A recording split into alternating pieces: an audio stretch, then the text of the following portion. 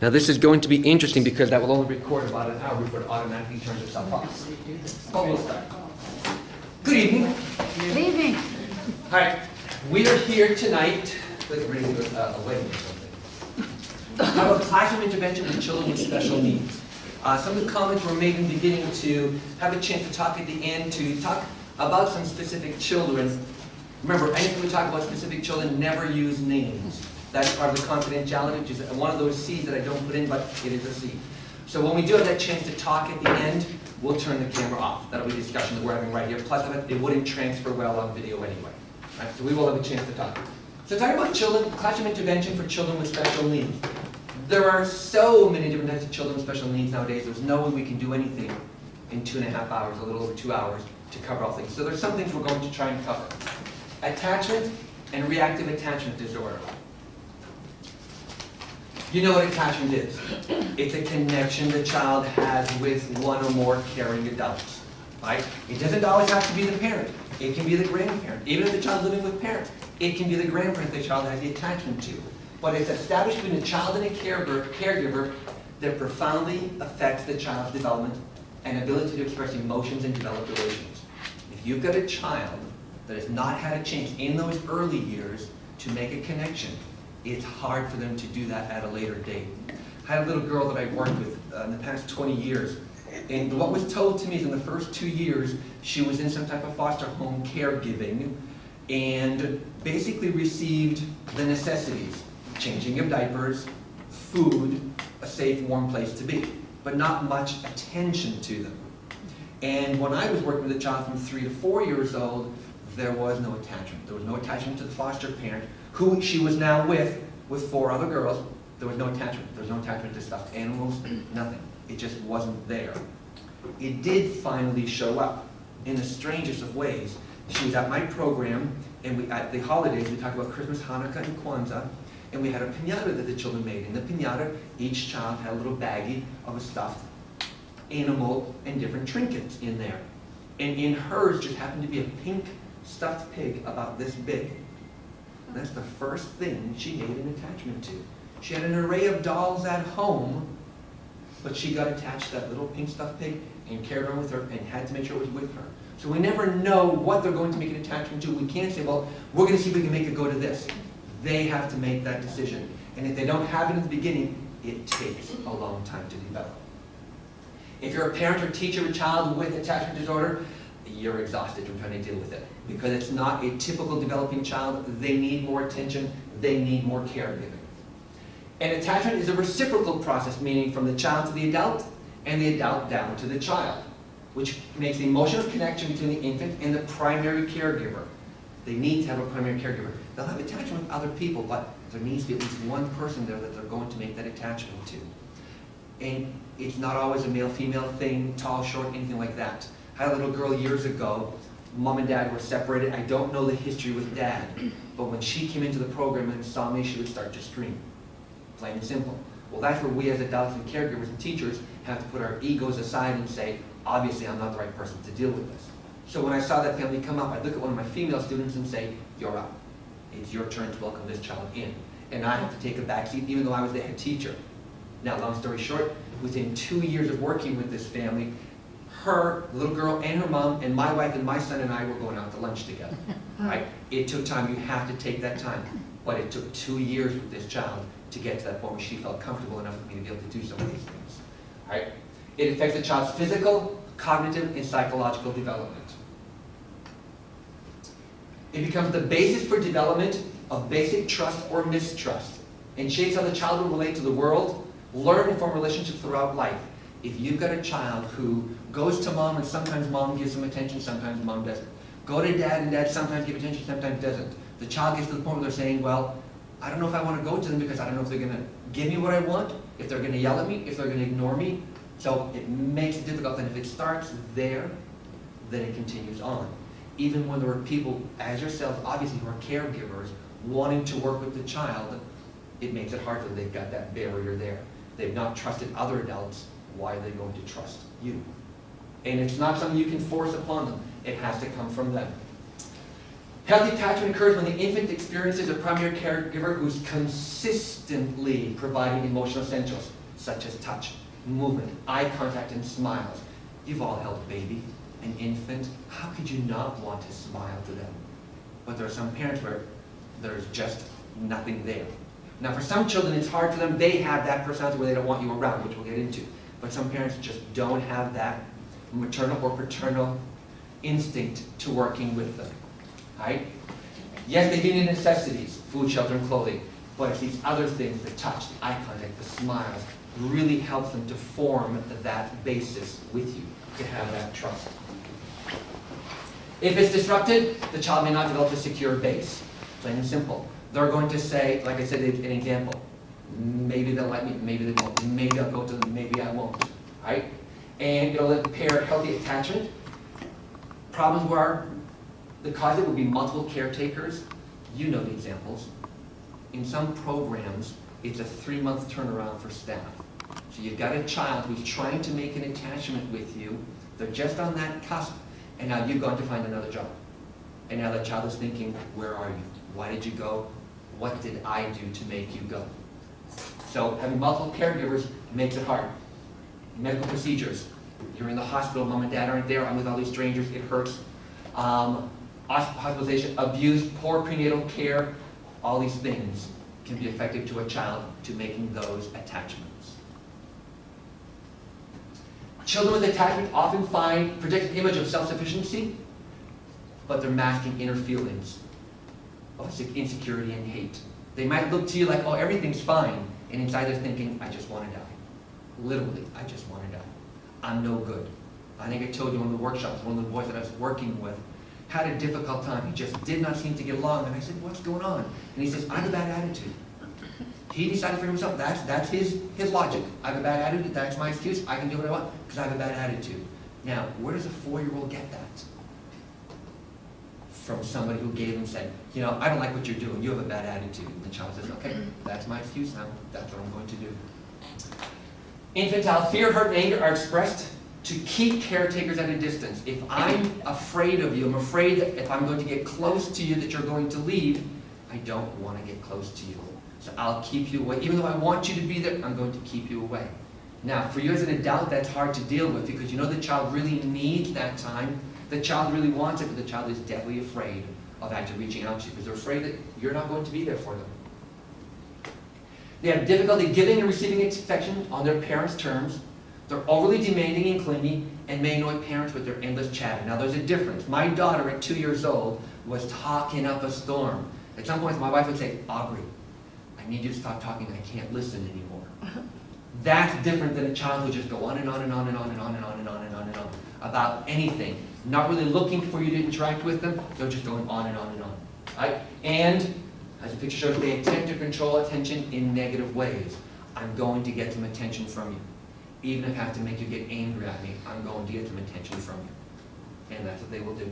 After all, bad attention, negative attention is better than no attention at all. Additional behaviors that might have poor eye contact, abnormal eating patterns, poor impulse control, chronic crazy lying. One little boy, and although it comes up in poop later, for potty training, at about 7 or 8 years old, basically went to the bathroom, had a bowel movement, took the hairbrush, stuffed it in the hairbrush, put the top back on and said the dog did it. Okay, obviously that's chronic crazy lying. But for him, he felt that was an appropriate excuse to have. All right? They'll do stealing, not just from you, stealing from anybody. They'll do the stores too. And of course, as they get older, it becomes more chronic. Destructive to self, others, and property, cruelty to animals, and preoccupation with fire, blood, and gore. Those right there are some early warning signs that there is a serious problem. I don't remember who, I want to say Jeffrey Dahmer, but don't quote me. We found out years later that he used to torture animals in his backyard. Had someone noticed that and made a comment or tried to intervene, what could have been done? So those are some warning signs. And that doesn't just happen when they're 12 or 13.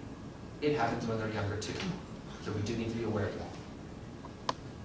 A child with insecure attachment or an attachment disorder lacks the skills for building meaningful relationships. They want to have friends, they just don't know how to do it. They don't know how to do that interacting. And of course, they're fearful of letting someone in or being honest with them because that person's going to leave. So I guess for them, it's either thinking, I know you're going to leave, so for some of them, I'll make you leave until they have negative behaviors. So why do some children develop attachment disorders while others don't? The answer has to do with the attachment process, which relies on the interaction of both parent and child. I thought that picture was great for it, all right? When you're doing things with your kids, not for your kids, but you're doing them with your kids, that has so much more of an impact. I remember working with an 8-year-old, no special needs, you have to be a sibling with a child who's working with, 8 years old, did not know how to tie his shoes. Now that's too far, and we're not going to blame it on the lazy sneakers, the Velcro ones. Nobody took the time to sit with him and help him tie his shoes. It does take time. Attachment disorders are the result of negative experiences in early relationships. Let's make sure though, if you've got a child who has a secure relationship, a stable attachment, and then things go wrong later, it can happen at later years. It doesn't mean that if it's negative in the early years, it's going to be there. If it's not negative in the early years, it's never going to happen. It can happen. The issue is though, if you've got a good, stable relationship as a young child, as an infant, and some things start to go wrong, that stability helps them get through some of this until it comes back to being stable again. Picture a family that's doing well. Right? 4 years ago, everybody was doing well. The economy tanked. Mom lost her job. Right? There's more stress and anger and frustration in the home. That stable child is now feeling that and seeing that. But because they've got a stable relationship, they're going to weather it out. Mom now finds a job, things are back to an even keel, not much of an impact. Right? So they're able to go through and withstand some of it. If they don't have a good attachment in the beginning, and then that crisis happens, it's a drop for them. It's a major drop because they don't have the stability to handle all of that. If young children feel repeatedly abandoned, isolated, powerless, or cared for, they will learn that they can't depend on others, and the world is a dangerous and frightening place. Picture if you've got a spouse, and now for some reason that spouse, their behavior changes, their attitude changes. They come home late at night without even excuses, they're leaving early, they don't come home at all. How much trust do you have in them? So now you go through a situation where you need someone to trust. They're not there. Makes it very frightening for you because you've lost that person you need to have. Kids will do that. They need to have that stability. Some of the causes of attachment, and these are kinds that occurs in the first 2 years. Right? Sudden or traumatic separation from primary caretaker through death, illness, hospitalization of caretaker, or removal of the child. Think about, I guess I made this prediction 3 or 4 years ago when the economy was tanking that there's going to be a lot more abuse and a lot more neglect. What's the thing people argue about most? Money. Money, right? And we're all facing those difficulties. You talked about that at the first workshop as far as your programs. If your program doesn't have as many children coming in, you're laying off staff or cutting hours. Those are issues, right? So if there's a divorce because of money issues, who feels it the most? The child. Because you can explain and say, it's not your fault, mommy didn't or daddy didn't, the child is still thinking, it's all my fault. Right? And not just as a young child, even in their teens. Physical, emotional, or sexual abuse. I don't like talking about it because to me that I just can't understand where someone would do that. There was a case in the past year, was an adult with an 11-month-old? I don't understand it. Can you imagine what that would affect on a child? Neglect of physical or emotional needs. Kids don't just need to be fed and watered and changed. They need that interaction. Man, I miss having my son on my shoulder dancing to Tony Braxton. He's now this tall. He won't let me do it anymore.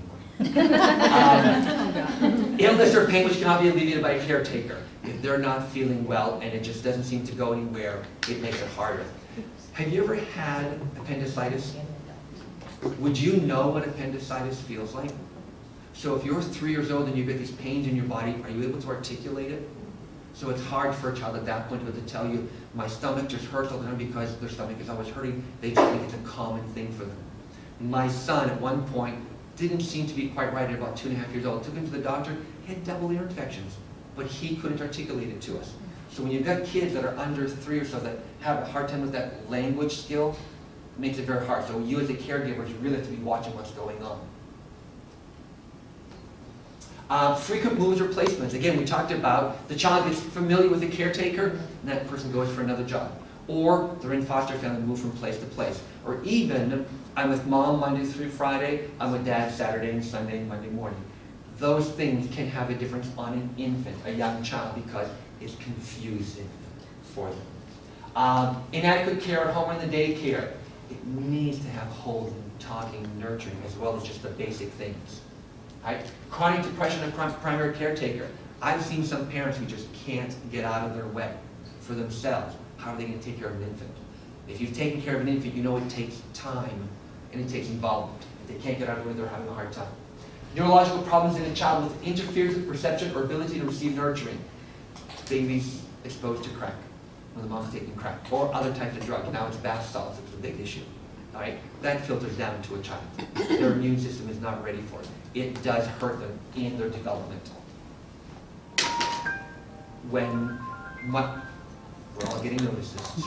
Sorry. Yeah. When my wife was pregnant, both times, she gave up Dr. Pepper. I can't talk to you right Because now. of the I'm caffeine. training. So she just gave up the Dr. Pepper. But that was her Okay. decision because she didn't want to take the chance of, oh, I'm going to drink my Dr. Pepper, and now for the next 30 years it's going to affect my child because of the caffeine. So parents do have to do that, moms more so than anybody else. Reactive attachment disorder, other attachment problems occur when children have been able to consistently connect with a parent or primary caregiver. Again, it doesn't always have to be the parent. Think about it this way. My director once told me, for some kids, being in the program is their most secure time of the day. And I thought, I don't believe that. Because I'm going through what I went through and what my kids went through. But then I saw some families as I dealt more and more with different families in different economic areas. And for some of the kids, their most secure time is with you. I worked at a program once where we were open 6:30 in the morning to 7:30 at night. 6:30 to 6:30. We had some kids there 6:30 to 6. Even though parents were working the standard 9-hour day, we had some kids there 11 and a half hours. All right? So that is their security. So again, now you get a child in the program, 3 months later that staff person is gone. I worked in a program for 26 months, we went through 24 staff. Right? How hard is that for the kids? A baby cries and no one responds or offers comfort. They're not crying because they want to, they're crying because there's a reason for it. And young parents, dads too, have a hard time deciphering what that cry is, but you'll learn very quickly which a wet cry, a hungry cry, or I want to be picked up cry.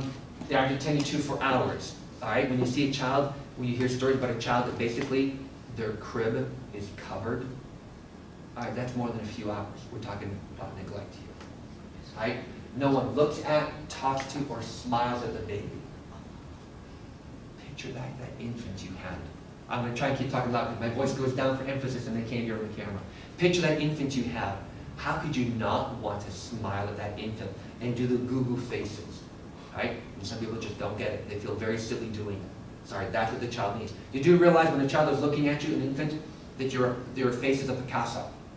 Right? They're not seeing uniformity, they're seeing ear, here, nose. Right? That's why they're on kind of looking at it. So holding about 12 inches away is good for them. They have a chance to really start focusing in on it.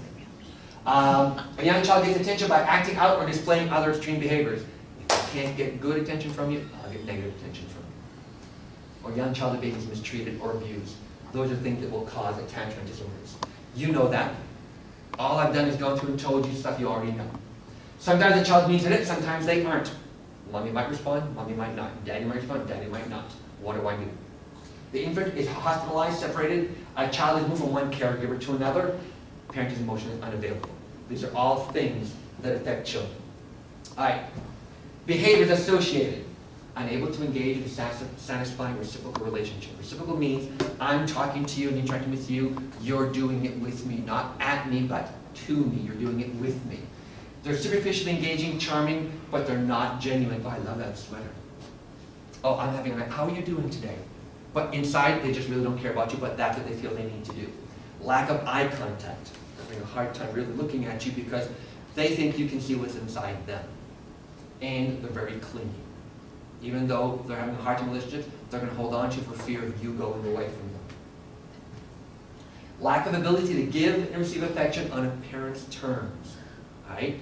Imagine going to hug the child and the child is pushing you away. I'm not talking about a 13-year-old. I'm talking about an infant. You're trying to give them a hug and they just don't want anything to do with you. As a parent, that's a hard thing to think. My child doesn't love me. Right? Inappropriately demanding or clingy, the child will not let you go. A Velcro baby is what I call them. Right? Persistent nonsense, chatter, poor peer relationships. They want to play with kids but have no idea how to. Low self-esteem, nobody's going to like me. Extreme control problems may attempt to overtly control or in sneaky ways of trying to handle it. I'm going to get to what I want. I'm going to make it work. So they're very sneaky with it. Difficulty learning from mistakes. But I didn't mean to do that again. Well, what happened last time? I know I got hurt. Why'd you do it again? I didn't remember. They have a hard time learning from that. They have learning problems, delays, poor impulse control. I didn't mean to hit you. You were just there. They can't control themselves. I had a little boy a couple years ago. If somebody brushed by them when they were going by to the bathroom or something, would lash out at them because he did not understand that. He took it as an affront to him that they were trying to get him. It took a long time to work with that. Emotion development disturbed. You've got abnormal speech patterns, abnormal eating patterns. These are not kids who are just stuffing their mouth. These are kids who just can't get enough. As soon as you put it down, they can't wait for you to say, okay, it's time to eat. They're just stuffing it in, right? Because that's one way of making them feel satisfied and full. Remember, if you have questions, you can jump in anytime. Fear and rage, poor conscience development, chronic crazy lying again, stealing, destructive, cruelty to animals, preoccupied. Those are things that are the real warning signs right there. That also is another one you need to be careful for when they're hurting themselves. And children learn that very quickly. Because when they hurt themselves, they get the endorphins, all of that stuff. But they don't understand that they can go too far. Negative attachment cycle. They want negative behavior. They're going to do negative behaviors because if you're not going to pay attention, I'm going to make you pay attention. I'll stay in front of the TV. I'll hide your shoes when you're trying to go out. I will do something to get your attention. And what happens? The parents react with strong emotion. Right? Does that really help a child who's having an attachment issue? Both parent and child, the connection is severed. The child just wants to hide. But as soon as mom turns away, they go right back to mom because I need to have something. All right. Look at all these things. Right? These are all things that can be cues to attachment, insecurity. Avoids eye contact, doesn't smile, doesn't reach out to you. I mean, think about it. When you've got an infant, you reach down and they're reaching up for you because they want you. Right? Reject your efforts to calm you. They don't seem to notice or care when you leave. They cry all the time. They don't make those typical baby sounds. They don't follow you with their eyes. They're not interested in you. And they spend a lot of time by themselves. And as they get older, those are the kids who typically are in the corner, rocking around. Right? Or some of the children will bang their heads. Right? Those are all symptoms of it. One in its isolation doesn't mean anything. When you start realizing there's a bunch of them, yeah, then you get a child that's having a problem. Common signs and symptoms. They don't want to be touched. They don't want physical attention from you. They'll push you away. You try to give them a hug or hold them, they'll react by saying ouch. They just don't like it. All right? They also go to great lengths to remain in control and avoid feeling helpless. Disobedient, defiant, and argumentative.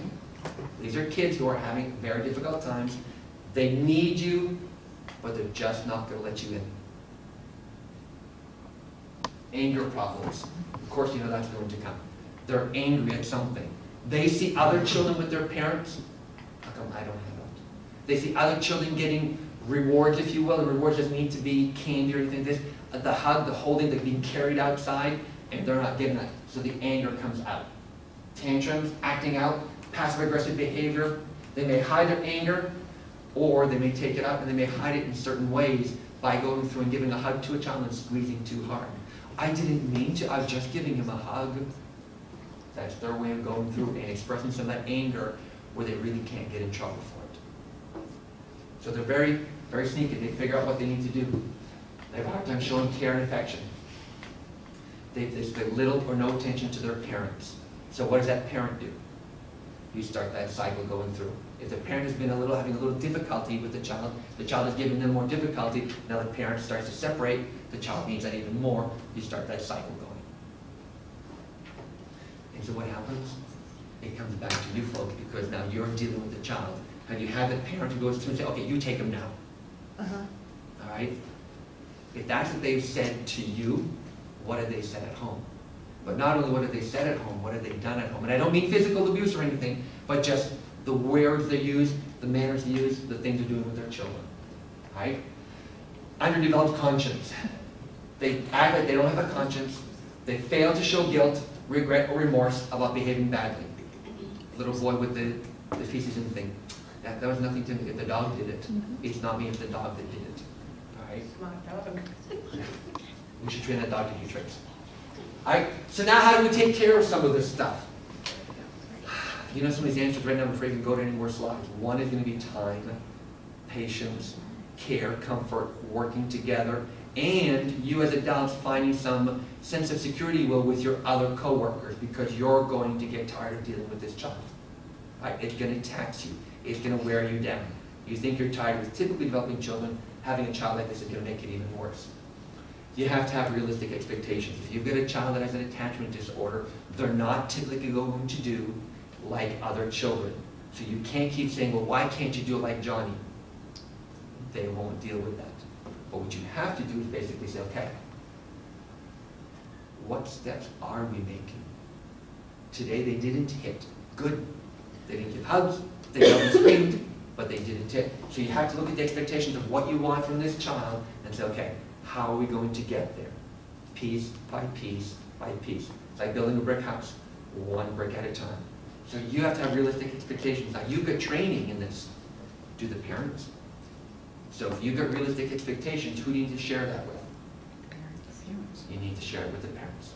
Right? Some will be very open to it, some will not. At least you try. You can walk away saying, I'm trying to make it better.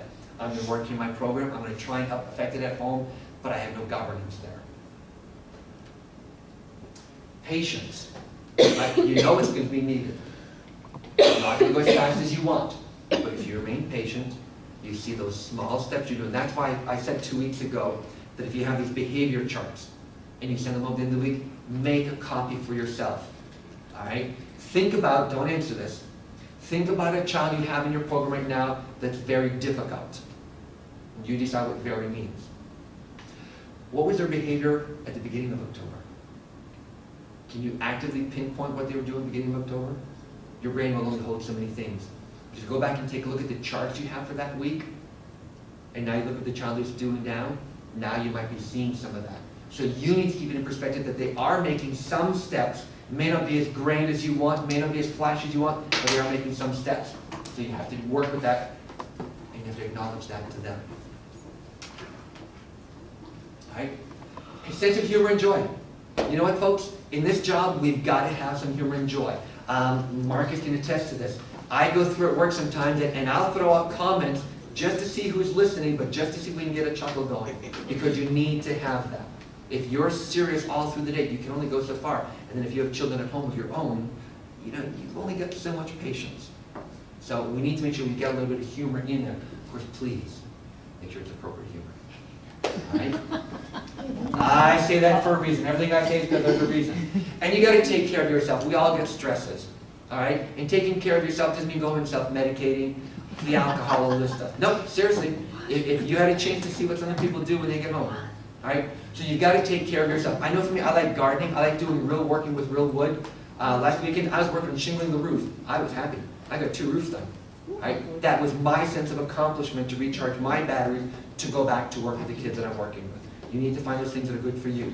When I worked on campus at a different program, when I got my lunch break, I took a mile-long walk right through the woods. That was my way of getting myself recharged. So you've got to find some of your way of doing that. But then you also need to make sure that the parents understand it. All work and no play, they need that. So you need to find some way to reduce that or manage that stress. And parents need to know they need to have their family with them. All right? They have to have their family with them, because if the parents are trying to do one thing, and now they're going to grandma's for the weekend, so you get a break, and grandma does it completely different. When you get them back on Sunday night, you're starting all over again. Same thing with the separated family. They're with mom during the week, they go to dad on the weekends. Come Sunday night, mom has to deal with what happened over the weekend. Right? Everybody be together. If that's not going to work, there are parent support groups. If nothing else, the parents can come to you for some advice or some assistance. But don't get drawn into it. Don't get sucked into it. You're not there to manage their home life. You can offer them tips, you can offer them suggestions, you can give them some articles to look at. You can offer that, but don't get pulled into it, because you don't have enough positive to handle all of that. Stay positive and hopeful. Realize that children pick up on feelings. When a mom is saying, it's okay, sweetie, you're going to have fun in daycare today, what is that child feeling or hearing? They're hearing the voice. They're feeling it in the mom's body, all right? So you gotta be careful what you're saying, because children will pick it up, they'll sense it from you, and they'll react to it, all right? If you need to, have somebody else help you with it. I had a family years ago, when they brought the child to the program, mom would stay for half an hour, she'd try to leave, the child would cry, so she'd stay longer. It got to the point mom was there for an hour and a half every morning. Now, I didn't mind having mom there, I got her involved in things, but when she tried to leave, the child would give a fuss. So mom came to me and said, okay, I got a question for you. Is my child spoiled? I looked at her and I said, you asked me an honest question, I'm going to give you an honest answer. Yes, she is. You get to know your parents. Remember that parents' greatest asset thing. And I explained to her what would happen if she were to leave after 3 or 4 minutes or 5 minutes of staying with the program. This is what's going to happen. Well, she didn't quite trust me. So she went to one of the teacher aides, asked the same question, got the same answer. So mom tried to put it into effect. Within a week, mom was gone within 5 minutes a day. Child maybe was 30 seconds. Typically it's 30 seconds to a minute and 40 seconds that they're having a difficulty. And then they're off and running. So if your parents are sticking around for half an hour because they're having a hard time leaving, sit and talk to them. Right? Because all you're doing is prolonging it with the child. And if you're trying to get them to go with your program, it's a hindrance if they're not flowing into it. All right. Tips for making for repairing some of this. Safety is the core issue for children. Right? They are distant and distrusted because they feel unsafe in the world. So you need to try and make it a safe place. That does not mean giving them everything they want. Does not mean letting them do whatever they want. You need to have those parameters. On November 10th, when we do the 9 C's, it'll make a package for it. They need to have the parameters. They keep their guards up from accepting love, but that's really what they're looking for. So picture, I want you to love me, but I don't want you to love me because I'm afraid you're going to leave. Talk about the conflict in that child. Right? You need to build up the child's sense of security. Let them know that no matter what happens, you are going to be there. That does not mean they can do whatever they want, you're still going to be there. There are parameters, but let them know that no matter what, you're going to be there and you can be counted on. They need to understand that. Now, how does a 3-year-old understand it if you just tell them? They don't. It comes from time. All right? Now, I pointed this out 2 weeks ago. If you look around at each other, there are no halos in this room. All right? You are not perfect. If you've got a child that really makes that attachment to you, and the child is now dependent upon you, what if you're sick? Who takes over? So if you've got a child that's very dependent upon you, you need to be able to pull someone else in on that so they can take over for that child. I don't care if you just go in the hallway where nobody can see you, so now the child has to get accustomed to someone else because you can't always be there for them. You might get sick, you might end up in the hospital, something might happen. You need to guard that. You need to give them a chance to branch off to other people. It may not be the same relationship, but they need to know that there's another person there that they can trust and count on. All right? Yeah, sometimes it feels nice knowing, the child really wants me to take care of them. But what if you're not going to be there? So try not to foster that dependence on just one person. Set the limits and boundaries. It's important they understand what behavior is expected of them, what is and isn't acceptable, and what the consequence will be if they disregard the rules. And yes, it does with 3-year-olds too. I do this in my program. The kids need to know what's okay and what's not okay, and what's going to happen. Now, it's on another slide, but tell me, what happens if you don't go to work tomorrow and you don't tell your boss? Anybody? Get fired? Get fired. Yeah, you know that, right? But did you know that on your first day or your first job that if you don't show up the next day, you're going to get fired? Unless somebody actually told you, you probably didn't realize that. No, I'm not kidding. Right? So, kids, you need to build it up with them. You're not going to throw out all sorts of information at them on the first day. They won't get it. Right? But you have to build it up with them. But when you're teaching them that, it also lets them know that they have control. I know that if I do this, teacher's going to do this. Well, I guess I really don't want to do that. And they turn their attention to something else. Wow, I didn't do that. So they're realizing they have some control over it. Or if I do this and teacher will give me a hug, well, I'm going to do this one instead. And so they're starting to realize they can control some of this stuff. Take charge, yet remain calm when your child is upset or misbehaving. Right? You got to have pre-established consequences. You already told me that if you don't go to work tomorrow and you don't tell anybody, when you get there on Thursday, you got a problem. All right? You know that. With kids, you need to say the same thing. It's that consequences. If you do this, this will happen. don't give them a dictionary explanation on it, you need to make it nice and clear. I like to use my fingers on things because they can see that. It's not an abstraction, it's clear, right? But never say it as many times as you want to. Discipline a child with attachment disorder when you're in an emotionally charged state. Because if you're angry, are you going to be objective on all of it? Are you going to say something that you wish you could take back? But once that child hears it, you can apologize and apologize. It's still going to be there. They're going to say, yeah, you're saying you're sorry, but you still said you don't like it. Or you don't like me. Or you hate me when I do this. So if you're angry, take that breath. If you're working in a program where it's just you in that room, try to get someone in to help take over for you. Or put yourself in time out. There's nothing wrong with doing that. But be very careful. You need to stay calm. Because if you start freaking out, they're going to start saying, well, this is a really bad situation. They're going to get unmanageable too. So you got to try and stay calm. But once something goes on, try to reconnect. Right? You've taken care of that situation. I don't like what you did, but I still like you. So we've taken care of that. That punishment, that consequence, that discipline has gone through. Okay, let's go. Clean slate. You can't hold on to it that way. Because if you do, you're not being fair to them. You're not being fair to yourself too, because you're always waiting for that next shoe to drop. So once you've taken care of that, yes, you can be on guard that it will happen again, but you can't be a hawk on them because they're going to realize you're always watching them. So once that's taken care of, accept them back into the fold, if you will. Let's go back into our color. Let's go back and have a snack. Let's go back to playing on the swings. Let them come back in. So this way they know that you don't like what they did, but you still do like them. I know a lot of this is very simple, and you probably have all of this, but it's going through it and reinforcing it. And then, as I said, I don't see any halos. Yeah, none here either. All right?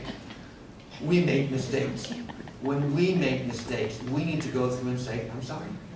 We need to model for them how we can make those amends. Right? Children are not brought up in a vacuum. They don't know everything right there. It's not, okay, they're 2 years old and a little compartment's open. Here's that learning you need to do. They need to learn it, right? They need someone who's going to go through, and even though they're not perfect, the child, they know the parent's not perfect too, and we're going to work on it together. If you're cold, you can turn the window, shut the windows. Right? So, own up to mistakes, initiate that repair. Try to maintain things predictable, right? Do you know what can happen tomorrow when you go to work? You've got a pretty good sense, right? There's going to be some variability, but you've got a pretty good sense of what's going on, right? Do your children know what's going to happen tomorrow? Is there a consistent routine? Right? Now, consistent routine doesn't mean at 8 o'clock every day we do this, at 8:15 every day we do this, at 8:30 every day we do this. No, no, no, no. That's too regimented. Right? But you've got a routine within a time period. This is what we're going to do. But these are the expectations throughout the whole day that are acceptable. These are how we do these things. So you set up that routine. You don't want to walk into work and realize your boss says, oh, while you were gone, I changed your room for you. Happened to me one year. Did not go over well. So you need to go through and set up those routines. Now, what about, you've got Halloween week. Somebody says Halloween week. There's so much more going on. Is your routine this week the same as it was last week?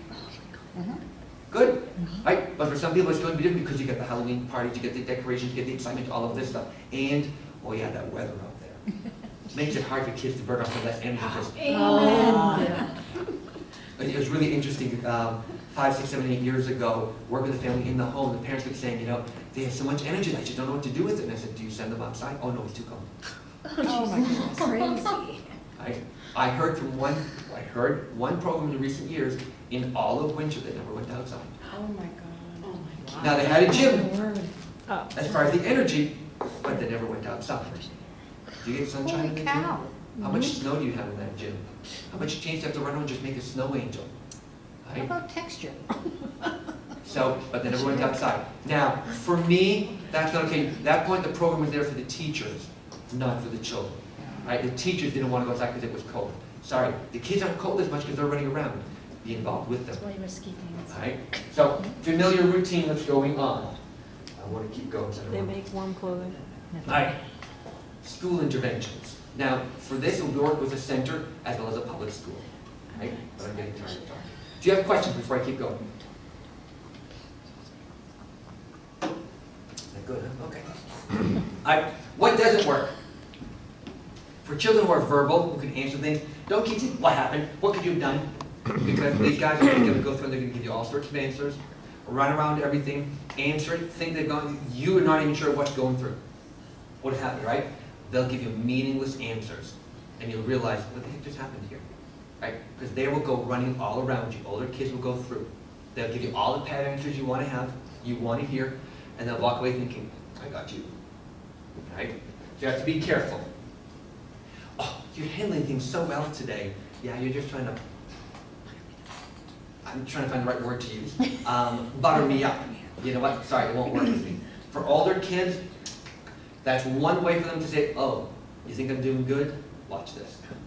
That's their cue to start up again, all right? So you want to be careful not to give vague praise. Overt praise for expected basic behavior. Oh, you're doing a good job sitting down. Well, yeah, we're supposed to be working at the desk, and we're supposed to be sitting down, right? We want to make sure the praise is for what's going on, but it's appropriate praise, right? And if you're praising them for sitting down every minute, well, at that point, it's not used. It's not good. If you go to work every day, and your boss gives you a chocolate cupcake every day, because you've done such a good job the day before, on the 13th, 14th, 30th, 40th day, is that cupcake still a good reward? Yeah. You know what the other? I'll have it for you next week. That's a nice bonus, man. But continually having it, it's like, ugh. Do you like me, coffee creamers? Now, I vary the coffee creamers I have in the morning because I don't want the same thing all the time. If it's the same thing all the time, if it's the same way all the time, it loses its effectiveness. So you've got to be careful on that. A behavior management plan. You want me to do this? Okay, I'm going to learn to circumvent it. I'm going to learn that you want me to do this way, I'm purposely going to go and do it the other way just to see how you're going to handle it when I'm not following what you want me to do. All right? So typical ones, the ones you buy that are all packaged, do this, doesn't work.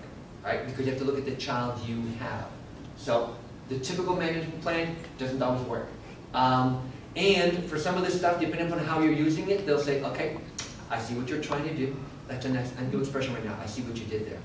They see what they're trying to do. It's like, okay, let's throw this monkey wrench into it. So they'll go along with you for a bit, then they'll throw a monkey wrench in just to basically see how you're going to handle it. They've gone 2 steps ahead of you. They don't want you to manage them. All right? So it gets tricky right here as far as what it is you're going to do. Zero tolerance. If you do that again, you're going to... Sorry. The kid's going to do it for you. They're just going to go through and do it because they want to see you dealing with it.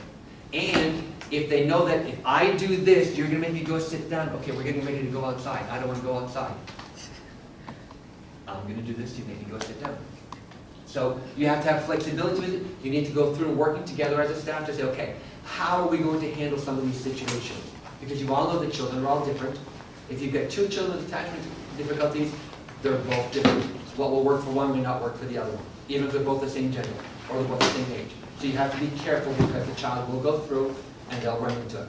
They'll take it and they'll make you go crazy with it. Then the kids, if they're old, will start saying, but at home my mommy does this and my daddy does this and my mommy does this and my daddy does this, and you're like, oh, I'm lying to it. All right? Because they're going to try and go through, they're going to try and throw you off your game. They're going to try and draw you in because if I've got you dealing with what I'm telling you, I don't have to listen to what you're trying to tell me. Right? And then what happens? So now mom or dad come in and you look at them like, right? So don't go through and get sucked in or pulled into it. All right? You're going to deal with it one way and they're saying, not so much. All right? They're going to start going through and saying, what you think is what I need to do, or what you think is real, or you think this is the way I should behave, that's not what I'm going to go through and do. They're going to find a way of going through and circumventing because what you think is real is not real for me. So they're going to find a way to go through and manipulate it. All right? Don't go through and say, okay, we'll wait till your parents get here. And now mom or dad gets there to pick them up and you unload on them, so now mom and dad have to go through and punish them at home. All right? If you do a good job at 8 o'clock in the morning, do you want someone at 3 o'clock saying you did a good job? Or would you like someone at 8 o'clock to say you did a good job? Same thing with punishment. If there's going to be a consequence, you deal with it there in the program. You can tell parents later on, listen, this is what their day was like. These are things we had to do. So if they come home saying the teacher had me do this, this is how we did it. You can explain to them so you're all on the same page, but don't say, oh, they did this, this, this. When they get home, I told them you're going to put them in timeout. Sorry. Aren't they paying you to do it? Trust me, some parents and programs will do that. You're there to deal with that. So now what you're doing is you're making mom and dad get the heavy for what's going on at home and what's happening at school. All right? Or you go through and the child is getting angry at you, look at you and say, oh yeah, well, you're ugly. All right? And you say, how dare you say that to me? Oh, watch this. I know now that I can get you, yeah, you got big ears too. Right? They'll find a way of getting you going. Oh yeah, you stink. Yeah, right? They'll find ways of just getting you going, and they will. And we have to try and maintain that impartiality, not to get it personal. And trust me, there's some teachers who do it. I told you about the teacher who gave a party to the kids one day. The next day the kids were acting like kids, and she said, I gave you a party yesterday, and this is how you treat me today. Right? So teachers will go through and take it personally. Right? So you have to be careful. When a child goes through and do that, do you know how to play poker? Do you know how to play poker? Yep. Right? You got a good hand, you're sitting there with 4 or 5 people, and they give you the cards, you got like a royal flush. And you look at your cards going like this. Everybody else folds. Because they know you got a good hand. Why put money on it? I'm just losing money. You have to maintain that poker face. So if a child says something like, oh yeah, you stink, and you have to find some way of using that humor from another side to circumvent it. Really, what do I stink like? Put it back on them. They might come back and, oh yeah, you stink like a piggy. A big pig or a little pig? I put it back on them. You're disarming them. You're taking away that power and the control they have over you. Versus looking at them saying, how dare you say that to me? Or just getting all red. Turn it back to them. Right? It'll disarm them, and then they'll realize, ooh, I'm not getting away with this. Right? And you've scored a point there. Right?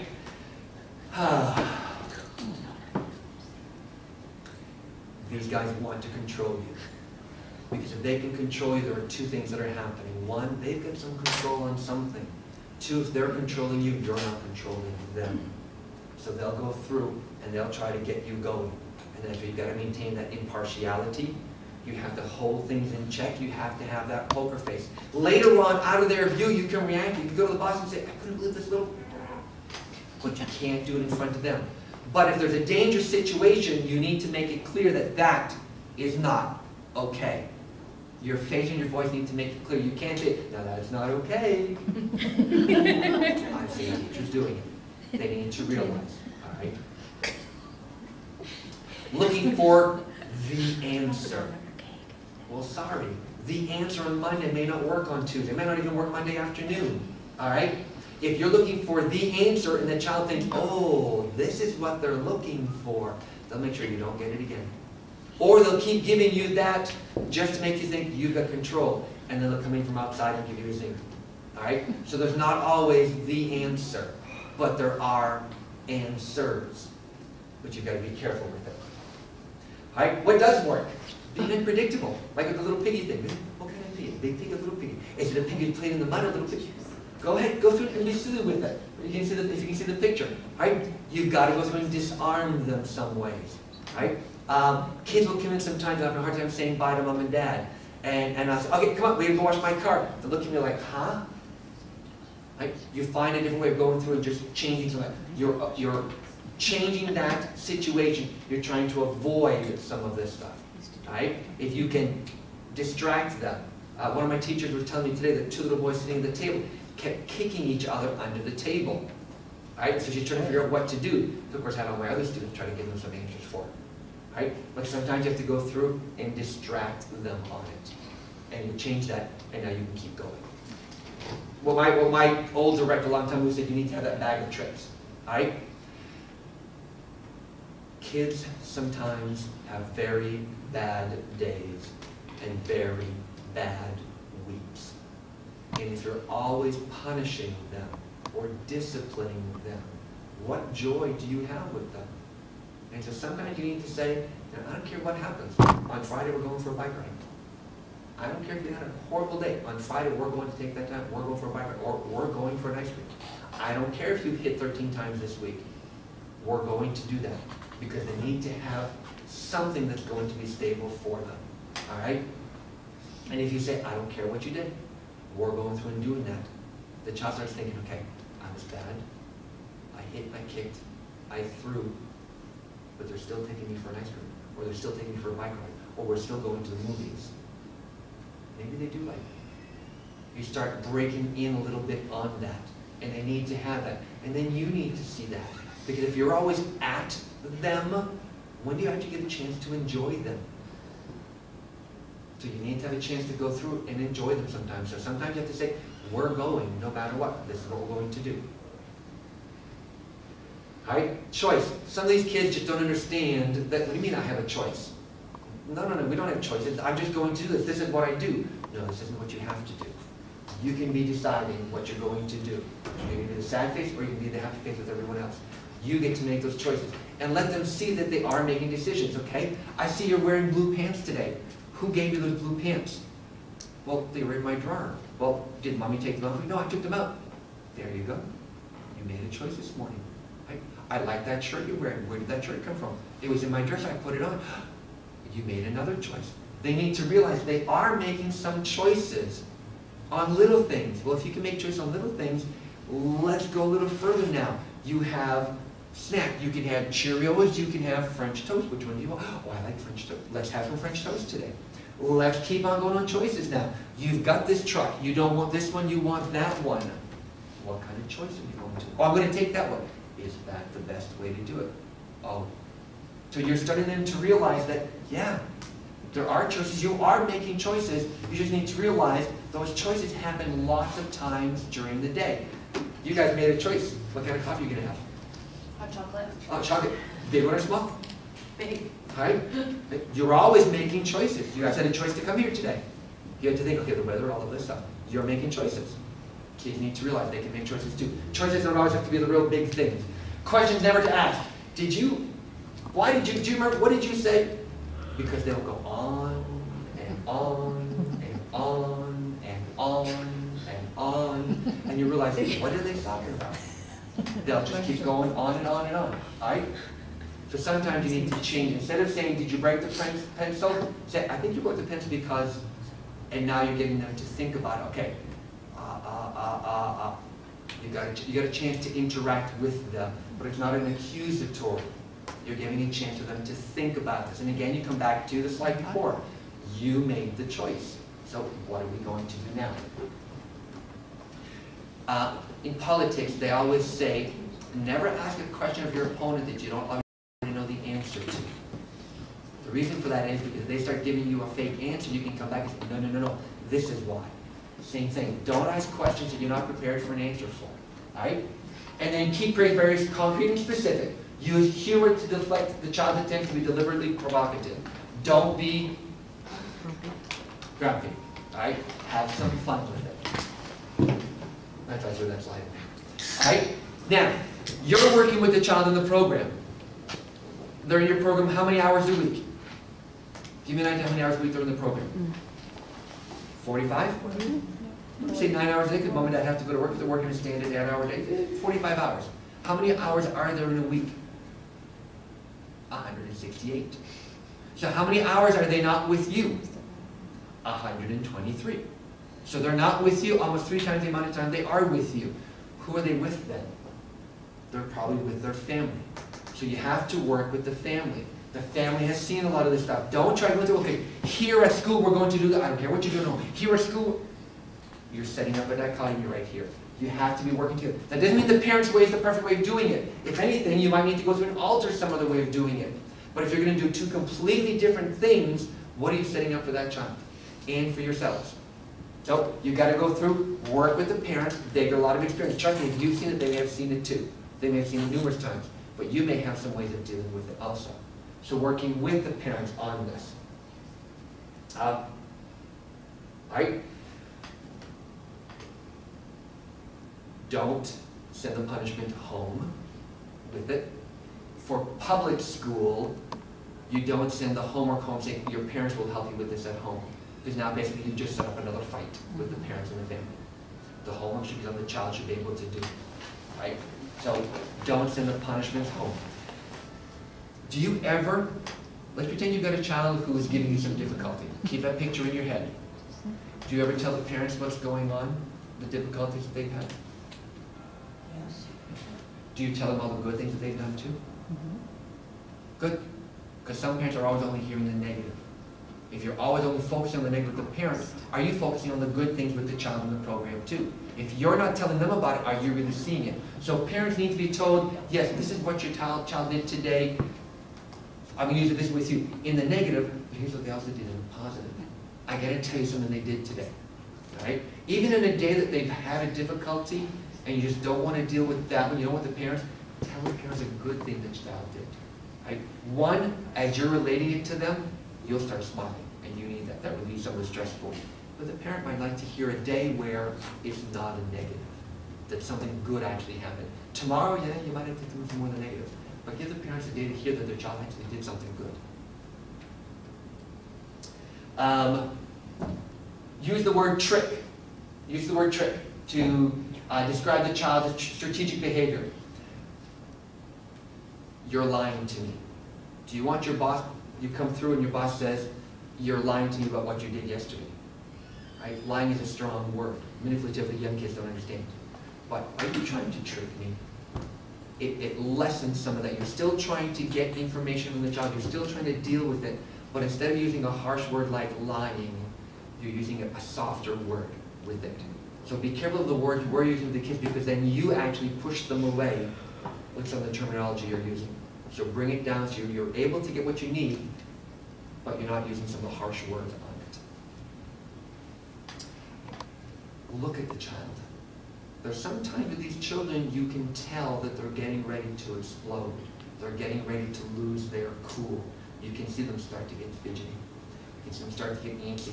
Their shoulders start to move. Their eyes start going around. They're looking at a child. You can just see some of this. That's where you can intervene and say, hey, what's happening? Are you try to find somebody just diffusing it? You don't know what's going on. You don't know what's going to be happening or what's even causing it. But if you can step in and say, hey, was that your picture that you colored? Did you use a green here? Get something to break them from that. You're distracting them from it. Right? But start to look at what some of these symptoms are. And then if you can diffuse it, then go back and look back and say, okay, what did I see in that glimpse that might give me an idea of what was happening? Ooh, all the kids were playing at the train table and they were inching their way closer to it. You saw them looking for that Thomas tank, but somebody grabbed it just before they got there. All right? So maybe now, the next time you can say, okay, let's go to the train table. Here guys, let's share this toy. John, you have this and Susie has that. John. And you make sure the child who needs it gets that Thomas one. So you're starting to get an idea of what's going on. Because if you can now get that child to play at the train table and they get that Thomas train, one, they're happy. But two, they're at the table with other children, hopefully trying to branch out and have some more direct communication. And that's some of the things that they need. All right?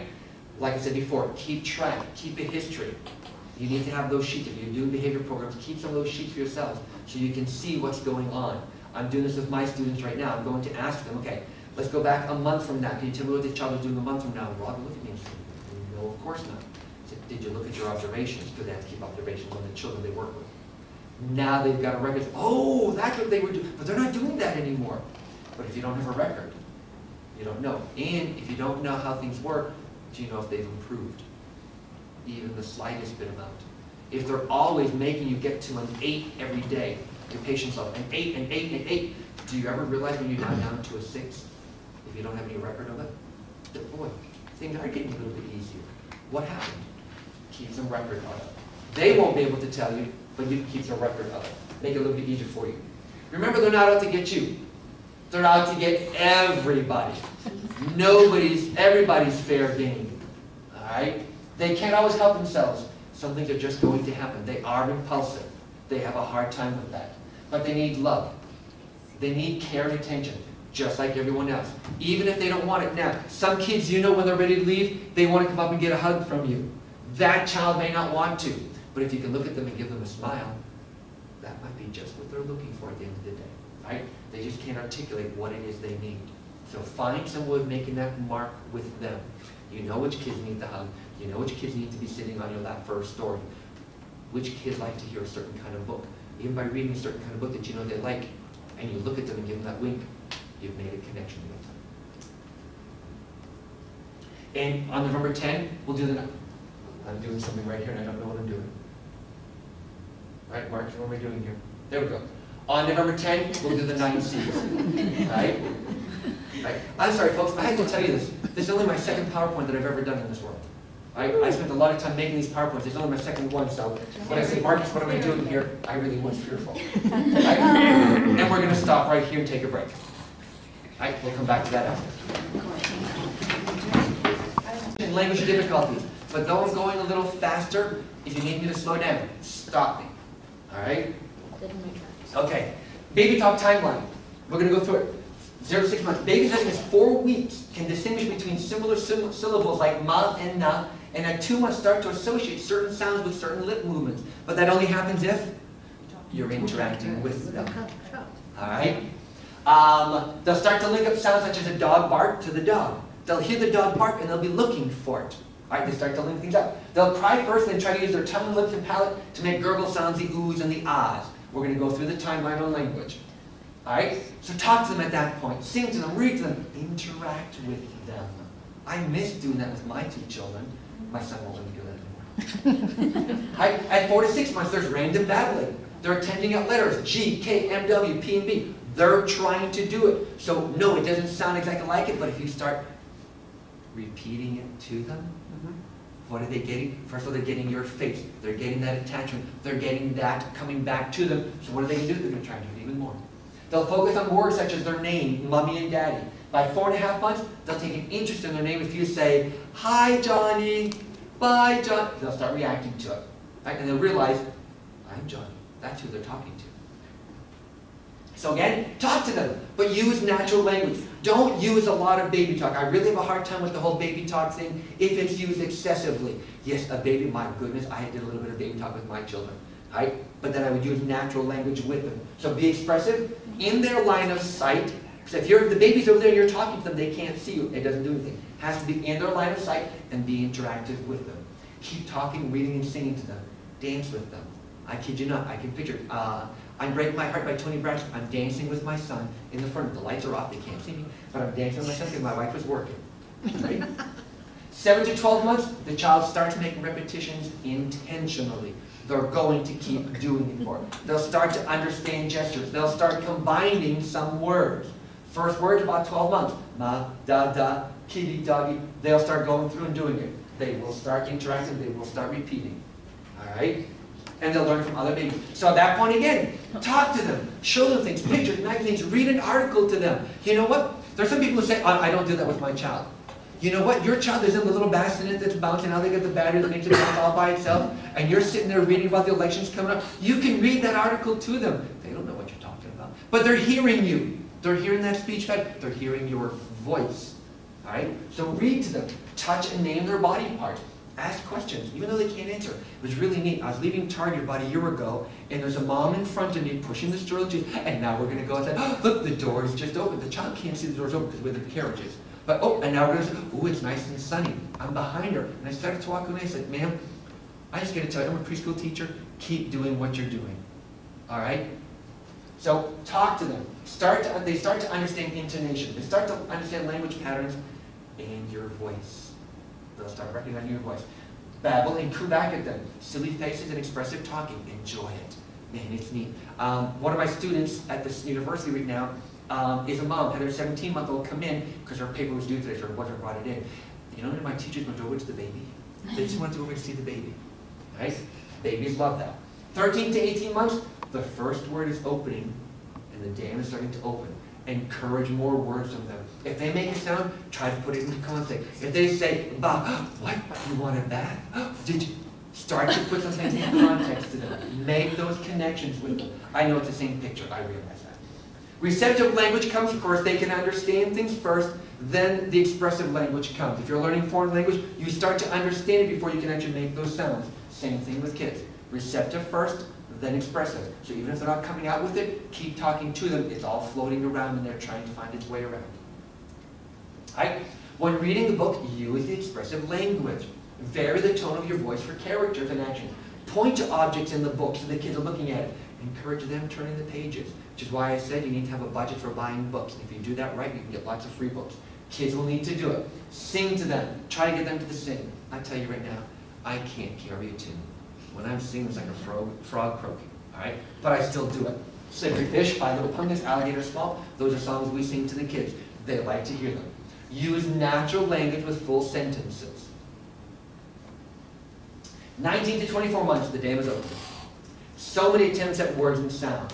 They try to understand their speech. They're going to be trying so much more. Try again, putting it into concept, giving it back to them. 2 to 4 word sentences, very common at 24 months. Try to elaborate their speech. All right? You know when they're having a snack and they're holding up their cup to you, you know they want more juice or more milk. Try to get them to express them to you more. More please. Great. I'll work with that. All right? More. Whatever you can get them to do. Yep. Getting over. Try to encourage sentence structure. Read, talk, sing, dance, watch TV. I don't care what you do, but do it together. All right? Some people say that the Disney movies are great. Any Disney movie, I can find good stuff with it, and I can find bad stuff with it. But I'll tell you right now, it's all bad if you don't watch it with them. Right? I've seen some programs on a Friday afternoon, the teachers are tired, they make the kids sit in front of a Disney movie. The kids say, can I go play? No, you need to watch the movie. Because the teachers are tired. Right? Use proper language. Use complete sentences. Use your imagination. Have fun with it. Puppets, dolls, toys, pretenders, costumes, all of those things. Those are good things for them because you're getting so much more than just play. You're getting language, you're getting interaction, you're getting understanding, you're getting concepts. All right? When the child goes through and they're making eggs at the kitchen, obviously they've seen somebody do it. They've made those connections. Mommy does it, I do it too. They're making those connections. And if they come over and say, I'm going to make you breakfast, great, what are you going to make me? Do you know how many times I get stuffed at school? Because they want to make me breakfast. All right? 2 years to 3 years. The sky is the limit. Language is just exploding. Encourage it. Ask, answer them when they say why, when, how come. But when they keep saying why, at the third, fourth why, look back at them and say, well, why do you think? And see what they're going to tell you. Because it's very possible they already know they know the answer, they just don't realize it. And they'll give you the answer and say, that's right. So, read familiar books, but stop at certain points to see if they can finish the sentences. When my son was 2 years old, my children have great language skills, probably because we didn't use a lot of baby talk. But we're reading a book called A Bug, a Bear, and a Boy. It was a series back, 15 years, 14 years ago. 8 pages in the book. But there were 5 or 6 different books in the series. And at one point, I was reading it to him, and I stopped to breathe or something, and he finished the sentence for me. So then I did the next one, and I stopped on purpose, and he finished the sentences for me throughout the book. All right? So sometimes stop and see what they're going to give you. Actually, sometimes when I do the songs, I'll change the words just to see if anybody's going to catch me on it, and they do. All right? The wheels on the bus right now, you all know the wheels on the bus. I'll throw in the gas for the bus goes up, up, up, up, just to see who's listening. All right? Correct their language in context, though. But don't say, no, you said it wrong. For a child says, I go to potty. Yes, you did go potty. No, you don't say, I go to potty. You said, I went to potty. No, they don't like that. Use the natural. Respond to them in the correct sentence structure. They will catch it. All right? They will catch on. Enjoy the language explosion and the independence. My son, he's loved saying, boy, do it. He went through this. He couldn't say his name, but he'd say, boy, do it. And we said, that's my big boy. Boy, do it. Right? Little girl a few years ago, in February, we have a sunroom. Lots of nice suns. We have a beach party. Right?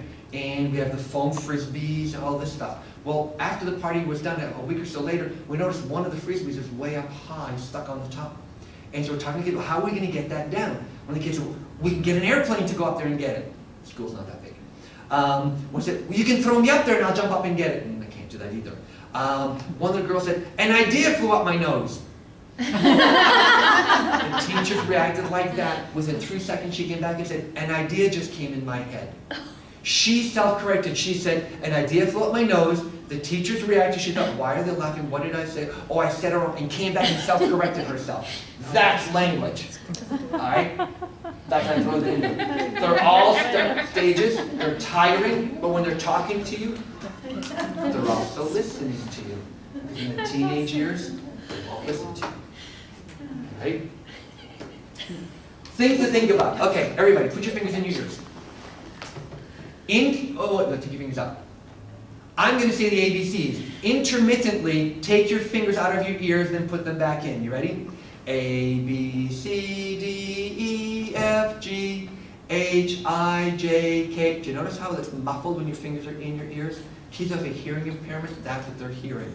You can sometimes tell when a child has a hearing impairment because now their voice ain't going to tone something like that, because what they're hearing is what the brain is interpreting, which, remember, receptive first, expressive after. So they're hearing you talk like that, so they start to imitate it. So if you get a child having those speech patterns, they're probably having a hearing issue. Have them examined. Right? One of my little boys last spring, mom was saying, you know, we were saying that he was having an attention difficulty. He just seemed to be paying attention. So, well, his dad's like that. He gets focused on it, he doesn't listen. But we checked and checked and checked. Sure enough, he had profound hearing loss. So now they've got the hearing aids for him. His language is coming over so much more. All right? Language is not learned word by word, but natural language and interaction. So now, do you want me to finish the lecture like this? Because if I do, that's the language pattern you're going to have. Children will learn the language pattern you're using. So if you keep breaking everything down, that's what they're going to start to do. And they'll learn speech patterns very easy. All right, if I tell you to take a piece of paper, draw a gazebo, how many of you can draw a gazebo for me? What's a gazebo? Anybody? It's not a thing. I threw a lot of letters together and came out with gazebo. Right? But if you don't have an experience with a gazebo, how can you do it? So children need those experiences. The more experiences they have, the more they can go through and interpret things, and then we bring it back out to you. Children need to experience language also. They need to experience it, not just using it. Vary things, sing songs, do the voices, all of this stuff. They learn quickly. They're very careful with language. Marcus? I just have to know, have you ever asked a kid to draw you a gazebo? Not kids, I've asked adults to do it. Oh, okay. And they have no idea what to do. Right? Seriously, look at it. It's just a bunch of letters I threw together. Right? But it sounds like it could be a real word. My son and daughter are 3 years apart in age. When my daughter was born, about a month and a half old, she's upstairs. We have 2 bedrooms upstairs. Aubrey's in her room, Mason's in his room. And Mason needed me. He's saying, Papa, Papa. So I ran upstairs and said, Mason, you're going to wake up Aubrey. If you need me, just say Papa and I'll come up. Well, I was whispering to him so I wouldn't wake up Aubrey. So what did Mason start doing now? Papa. I kid you not. That's all it took for him now. He starts to whisper my name if he needed me to come upstairs. All right? So children learn very quickly. That's why you got to be careful what you're saying to them. You may not realize what it is they take out of it, but be very interactive with them. All right? The history of some of this. Intervention for language, it used to be that if a child had a speech problem or a hearing problem, they'd pull them out of the classroom, deal with them one-on-one. Then they say, oh, they'll either get it or they're just not a smart kid. We won't worry about it. Right? Yeah. Right? That's the history of some of this stuff. So my question is, for speech, was speech the goal or language communication? Because some speech therapists will work in words in isolation. So now they get the speech patterns down. They're able to do those consonants and things. And that's okay. They don't need speech therapy anymore. But the child can't put a sentence together. But they can say each word individually. So, is speech the goal, or is it language or language and communication? That's what I look at when I'm having a speech therapist working with the kids. They look at the child, the family, the socioeconomic status, the education level of the parents and family, and the expectations of the family, and what services were available. And then they made some of these decisions. But again, what's the goal? Is it words? Is it clarity? Is it speech? Is it understanding? Isolation or complete sentences? What is the goal of speech therapy? For me, it's all of it. Yeah, I need to be able to understand the words they're saying, but they need to be able to express it. So I'm looking for the whole package. The question is, who should do the intervention? Should it be the parents? Should it be the teachers or the therapists? Should it be done one-on-one or in group therapy? Should it be done in the home, in the center, or in the therapist's office? For me, do it all. I was just going to say, Do it all.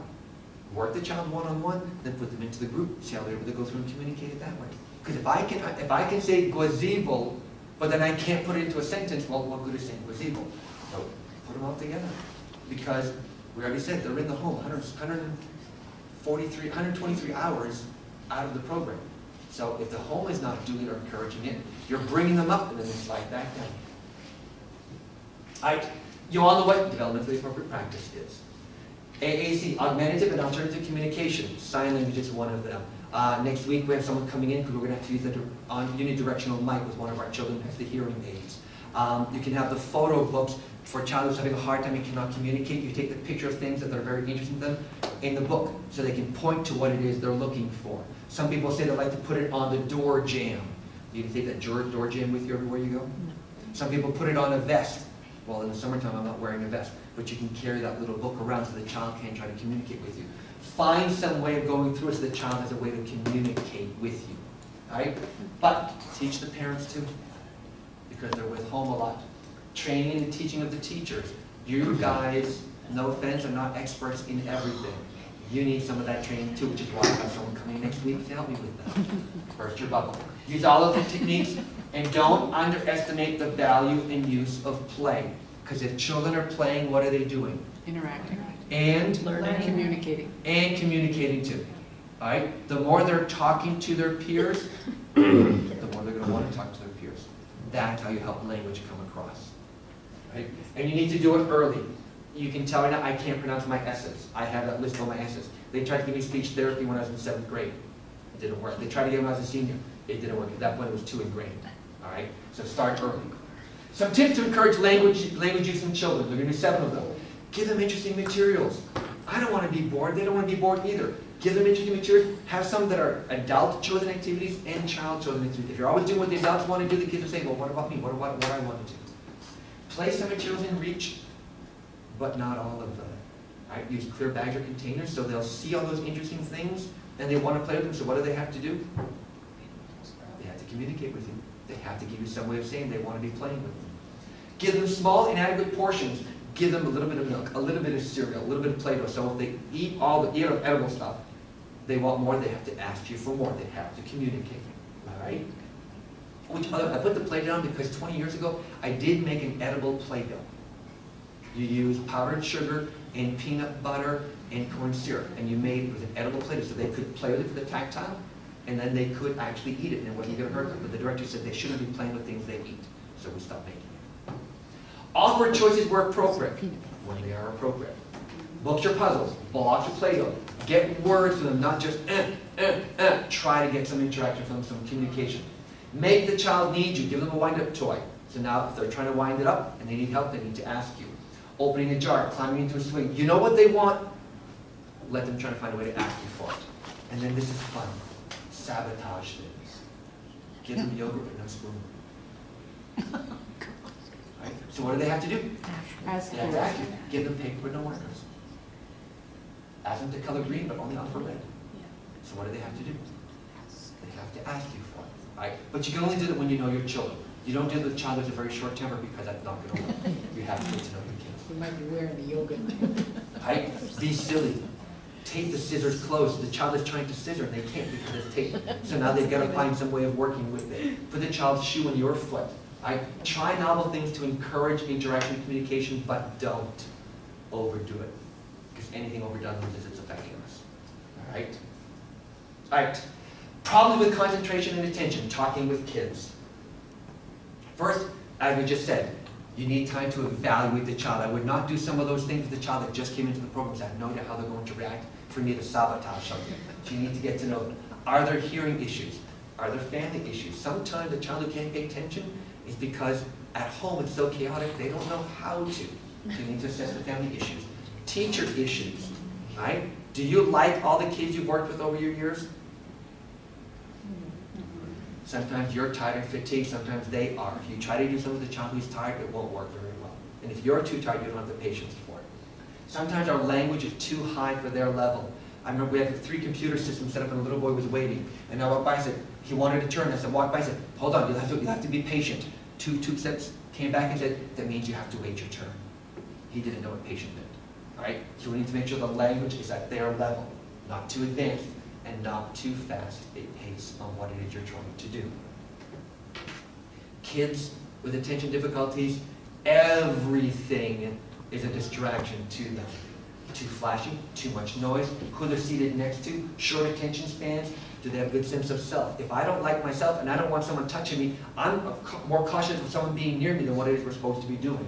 Teacher conflict, separation anxiety, hunger. Some kids go to school and they haven't had anything to eat since that night. So you can't teach a child who's hungry. Right? Too high expectations of the child or the children. Seated next to the window or the door. No sense of expectation from the teacher or poor planning. You're trying to do something, you're trying to get it done with the kids. Hold on, I need to go get some, I'll be right back. And some of the kids are left on the road while you go get something. All right? It does happen. Understanding of language. First of all, do they even know what it is you're saying? Can they even understand the language? These are all part of the assessments. Teacher speech patterns or accents. My wife came to Maine from Virginia when she was in 7th grade. They're having spelling test. The teacher, okay, everybody spell car. She put C-A-H. She got marked wrong, but that's what the teacher said. Right? Maine accent. Right? Too long sitting. A child too long sitting, you're not going to get anything done with them. Using only one method of instruction. Not everybody learns by being told. If you experience it, if you see it, if you get a chance to do it, more chances of working with it, more chances the child is going to get it. Scaffolding. You give them a little bit, you add on to that, you add on and on. Don't try to do it all in one step, it won't work. Abstract versus concrete information. Can you explain to children about germs at 3 years old? Will they get that abstraction? If you remind me, I'll do it for you on November 10th. Goals. What goals do you have for them?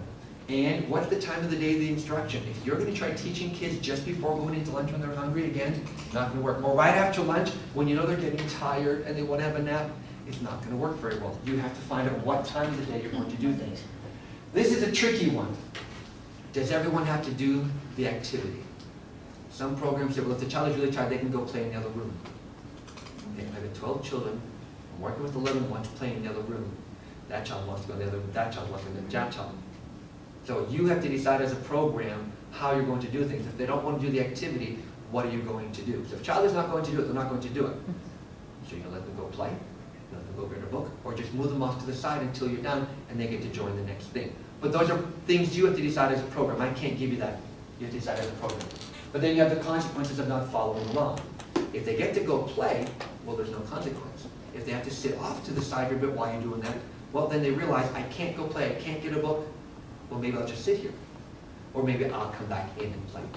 But you, again, have to decide that every program is different. I would not even try to tell you this is what you need to do. At some time of the day, go sit where your children sit and take a look around. Marcus, camera people, I'm going down.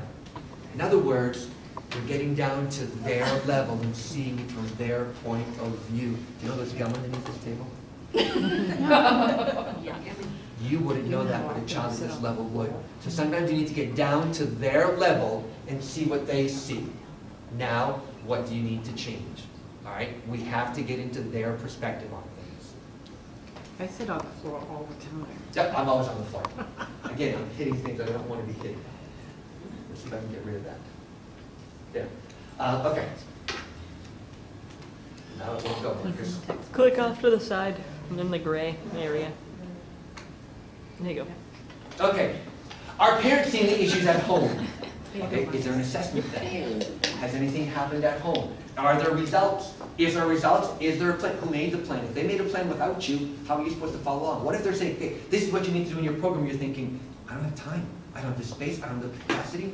So who are the results? Who's making the plan? Who has to carry it out? If the parents are saying, well, you're the teachers, you do it with them. Parents, what are you doing at home? Remember, they're with me 45 hours a week, 123 hours a week with you. Why can't we do it together? So if there's any of this going on, it has to be cooperation on this. Medicines, I'm not a big one on meds for kids. All right, I'm just not. Timetable, what timetable are you working to? You're going to try it, that you're looking for results. You're saying, oh, we have to get it done. Maybe you've got 6 weeks of therapy for them. You have to be done. I remember then once they told me, we want you to work with this child. You get 4 weeks. 2 hours a week for 4 weeks? I said, not even going to try. Right? How many meeting times and where are they going to be? Because if you're being pulled off the floor all the time, who's with your kids? Where's that disruption? What about the family condition? Is the family involved in this? Sometimes we need to go into the home and see what the home is like. Because we can try everything we want, but if the home is not conducive to it, you're not going to get far. And coordination of services, right? I know you're all willing to do what you can for the kids, but can you do it all? Parents need to understand that. And when you've got all these experts coming and saying, well, this is what you need to do with this child and do this and this and this. Sure, I'd love to, but what about all the other kids that I'm trying to deal with too? So sometimes it's, okay, what is it can we realistically do? That's getting into the coordination of services. Not an easy issue, takes a long time, and it's tiring sometimes.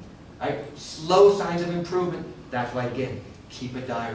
You need to recognize the small accomplishments, you need to recognize them, then you need to somehow let them know, you know what, I think you did a really good job today. That might be all they need. They don't need all the flowery praise, but they need some kind of recognition from you. All right. Difficulties with toilet training, or they just won't go. All right? Face it, it's up to them. There's nothing you can do about it. If they don't want to go potty, they're not going to potty. You can sit there as long as you want to. Some kids will go through, and you'll sit them there for 10 minutes on the potty, then they'll get up and do it. Before you have a chance to get the diaper back on. All right? It's up to them, but what do we do? All right? Let me give you an extreme. Working with a 5-year-old boy who knew what he needed to do. But when it's time to go potty, he said, Mommy, get me a towel. So he'd go into the towel and pee into the towel. Oh my gosh. Oh, I'm not exaggerating. I'm not exaggerating. Then, when it's time for a beer, he said, Mommy, get me a diaper that I can put the diaper on. He knew he needed to go to the bathroom, but he would not go to the bathroom. And so she had to get the diaper, put on the diaper on so he could go through and have a beer. We This had is one that 5. did that to go pool. Pardon me? We had one that we had to put a diaper on so he'd go pool. Right.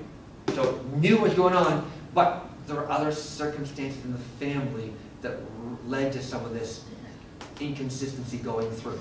This isn't something that just happens overnight. These are things that build up. Right? Age appropriate. Usually by 2 and 3, they're showing interest in it. Right? But sometimes it's after 3, and of course boys are usually later than girls. They're stubborn. Right? So you have to go. If you're going to start toilet training, are they showing signs of readiness? Are they even interested? Are they pulling out a wet diaper? Are they telling you the diaper's wet and messy? Telling you they don't want to wear diapers anymore? Expressing interest in watching you go potty, which at home is okay. At school is not. Alright? Trust me. Alright?